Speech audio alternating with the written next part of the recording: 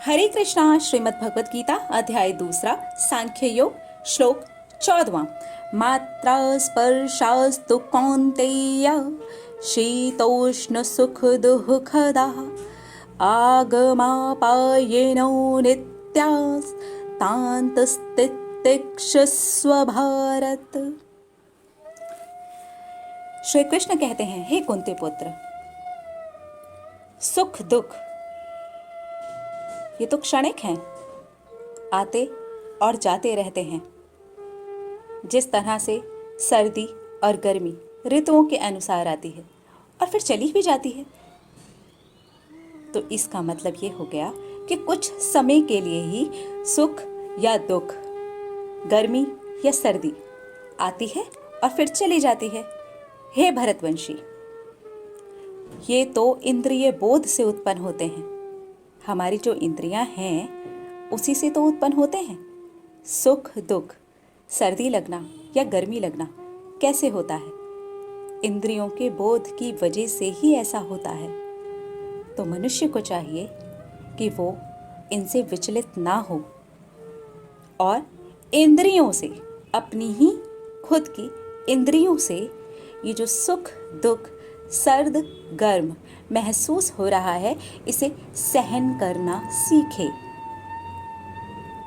इस श्लोक का यही मतलब है जो श्री कृष्ण भगवान अर्जुन को समझा रहे हैं कि जो कुछ भी इंद्रियों के थ्रू महसूस होता है वो क्षणिक होता है, क्षणिक होता है।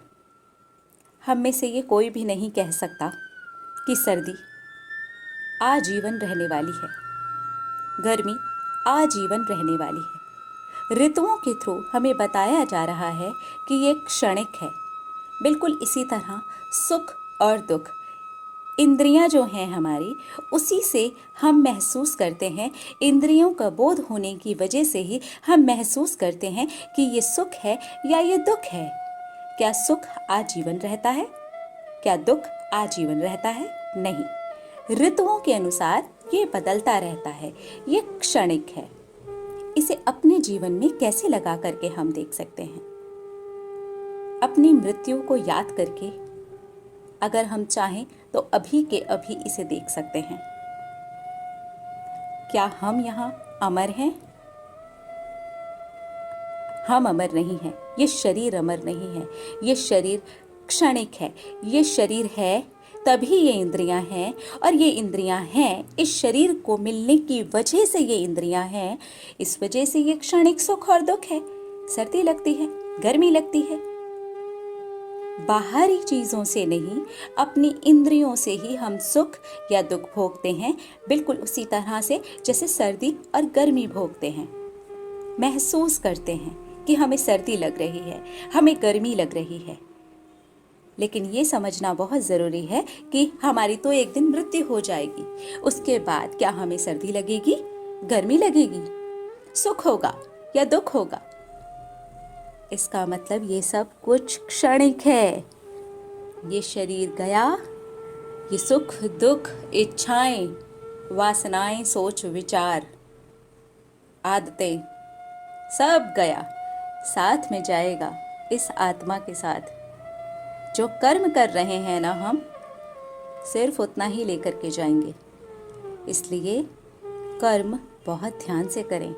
और अगर हम अपनी इंद्रियों को इस तरीके से ट्रेन करते हैं कि हम ये महसूस कर रहे हैं, जो भी दर्द हो रहा है, सुख हो रहा है, दुख हो रहा है, बिल्कुल उसी तरीके से जैसे सर्दी हो रही है, गर्मी हो रही है, सहन करते हैं ना हम।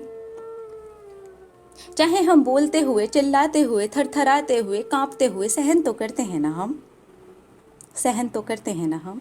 तो सुख और दुख में इतने ज़्यादा विचलित क्यों हो जाते हैं? उसी से हमें ये समझना चाहिए, जिस तरह से हमारा शरीर इसे सहन कर लेता है, सर्दी हो या गर्मी हो। उसके जो वस्त्र होते हैं वो भी तो क्षणिक होते हैं। क्या सर्दी के वस्त्र हम पूरे के पूरे 12 महीने पहनते हैं, या गर्मी के वस्त्र हम पूरे के पूरे 12 महीने पहनते हैं? नहीं। वो क्षणिक है। हर चीज़ हमें ये बता रही है, जो कुछ भी हमें यहाँ मिला हुआ है, जिन भी चीज़ों को हम महसूस करते हैं इंद्रियों के बोध के कारण, वो सब कुछ क्षणिक है। ये शरीर भी हमारा क्षणिक है। अगर कोई चीज़ निरंतर बहने वाली है, निरंतर चलने वाली है, अमर है, अजर अमर है, तो वो है ये आत्मा। इसके साथ ही सब कुछ जाने वाला है। अगर हम इंद्रियों को अलग करेंगे, अपने शरीर को अलग करेंगे और अपनी मृत्यु को याद करेंगे, ग्रीष्म ऋतु और सर्द ऋतु से देखने का प्रयास करेंगे कि ये सब कुछ क्षणिक है, मेरा शरीर भी क्षणिक है, तो ये समझना बहुत आसान हो जाएगा। ये जो सुख या दुख अभी मैं भोग रहा हूँ या भोग रही हूँ, क्षणिक है। बाहरी चीज़ों से हमें सुख और दुख नहीं मिलता है। हमारे इंद्रिय बोध की वजह से हमें सुख या दुख मिलता है। हमें अच्छा लगता है, हम उसे सुख समझते हैं, हमें बुरा लगता है, हम उसे दुख समझते हैं। ये इंद्रियों से होता है। गर्मी में हमें गर्मी लगती है, सर्दी में हमें सर्दी लगती है। इस श्लोक से हमें यही समझना है कि सब कुछ क्षणिक है। अगर कोई चीज़ अजर अमर है तो वो आत्मा है और उसके साथ जाने वाले कर्म हैं। आज ही से हम जो चीज़ें क्षणिक हैं उसके ऊपर ज़्यादा ध्यान नहीं देंगे। हमारी इंद्रियों से जो हमें महसूस हो रहा है उसको सहन करने का बिल्कुल गर्मी और सर्दी की तरीके से प्रयास करेंगे। दूसरों से मिलने वाले सुख या दुख नहीं, हमारी इंद्रियों से मिलने वाले सुख या दुख, उन्हें सहन करने का प्रयास करेंगे, बिल्कुल ऋतुओं की तरह से, क्योंकि ये क्षणिक है। क्षणिक क्षणिक क्षणिक, इस श्लोक का सबसे गहरा मतलब अगर कुछ है तो वो है क्षणिक।